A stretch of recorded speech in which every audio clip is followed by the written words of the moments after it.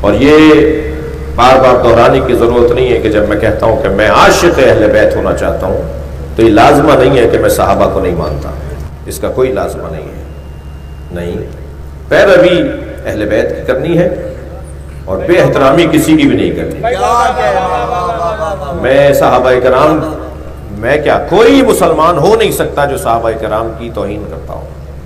قرآن میں ان کی شان میں آیات ہیں، مولا علی نے خطبہ دیا ہوا ہے ان کی شان میں، مولا سجاد کی دعا ہے صحیفہ سجادیہ میں اصحاب مصطفیٰ کی عظمت پر، لہذا وہ مسلمان ہی نہیں ہے کہ جو اصحاب کا انکار کرتا ہو، لیکن بحث پیروی اور اطاعت کی ہے۔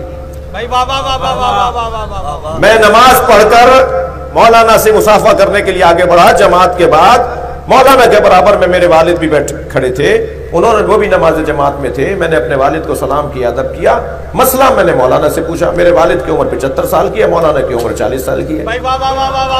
تو ایک صاحب کہنے لگے آپ نے اپنے والد سے مسئلہ کیوں نہیں پوچھا، بڑے تو وہ تھے۔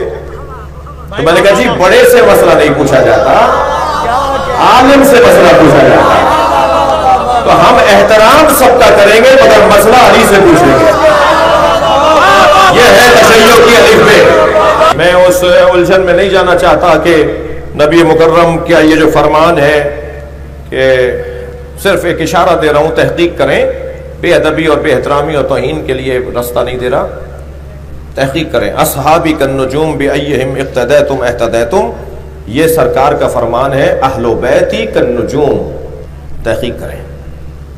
دسیوں حوالے رکھتا ہوں علماء اہل سنت کی کتابوں سے کہ اس حدیث کو یوں تبدیل کر دیا گیا، نبی نے فرمایا تھا میری اہل بیت ستاروں کی طرح ہیں، ان میں سے کسی کی بھی پیروی کرو گے ہدایت پہ رہو گے۔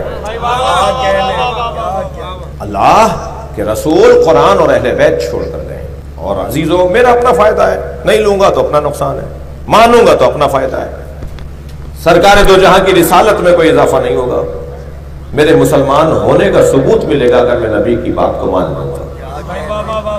اور الحمدللہ سارے مسلمان اس بات پر متفق ہیں کہ جو عظمت اللہ نے اہل بیت کو عطا کی ہے، بعد از نبی صاحبان عظمت گھرانہ، سورہ مبارکہ نور کی آیت جب نازل ہوئی، فی بیوت نادن اللہ ان ترفع ویذکر اسمہ، ان گھروں کو اللہ نے بنانے کا حکم دیا ہے جن گھروں میں اللہ کا ذکر ہوتا ہے، اس کا نام لیا جاتا ہے۔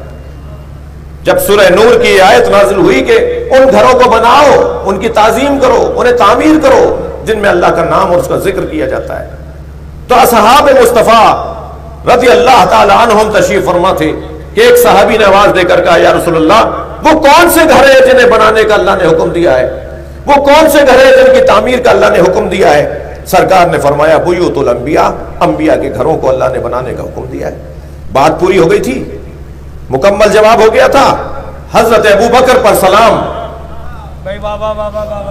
برابر سے آواز آئی حضرت ابوبکر کی، یا رسول اللہ ھذا المکان میں رہو، یہ علی کا گھر ان میں سے ہے؟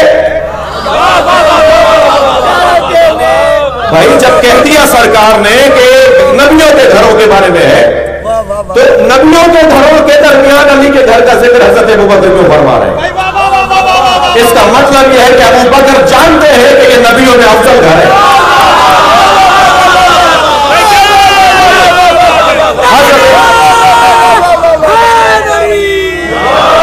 سرکار نے جواب دے دیا بیوت الانبیاء مراد ہے۔ پوچھا یا رسول اللہ وہ کون سے گھر ہیں جنہیں بنانے کا حکم ہے؟ سرکار نے فرمایا بیوت الانبیاء، انبیاء کے گھر۔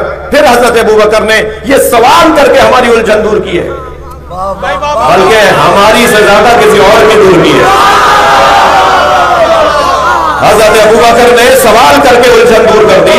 حضرت ابوبکر نے سوال کیا یا رسول اللہ ھذا المکان میں ہو، مولا علی اور جناب زہرا کے گھر کی طرف اشارہ کر کے کہا یہ گھر ان گھروں میں سے ہے جنہیں بنانے کا اللہ نے حکم دیا ہے؟ تو نبی نے بے ساختہ فرمایا نعم من افضلھا، یہ ان سب سے افضل ہے۔ اور کیا دلیل چاہیے افضل ہونے کی؟ صلوات پڑھے محمد و آل محمد۔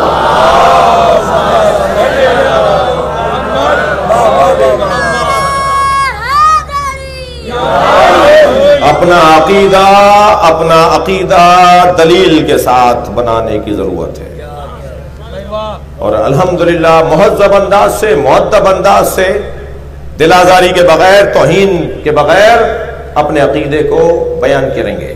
ہم مسلمہ اسلامی مسالک کے مقدسات کی توہین کو حرام سمجھتے ہیں، مگر اس کا ہرگز یہ مطلب نہیں ہے کہ اب فتق نہیں پڑھا جائے گا. اس کا یہ ہرگز مطلب نہیں ہے کہ مولا علی کی خلافت بلا فصل کو نہیں پڑھا جائے گا. اس کا ہرگز یہ مطلب نہیں ہے کہ بی بی پہ گرتا ہوا دروازہ بیان نہیں ہوگا. طریقے سے بیان ہوگا، طریقے سے بیان ہوتا تھا. ہم کبھی بھی اپنے غیر ذمہ داروں کے پیچھے نہیں کھڑے ہوئے. میں شیعہ برادری سے کہہ رہا ہوں، ممبر پر ذمہ داری کی سنگینی بڑھائیے. اگر کسی اسکول میں تعلیم اچھی نہ ہو تو اسکول بند نہیں کرتے، ٹیچر بدلتے ہیں. ٹیچرز کے معیار کو بہتر کیجئے. صلوات پڑھیں گے محمد و آل محمد.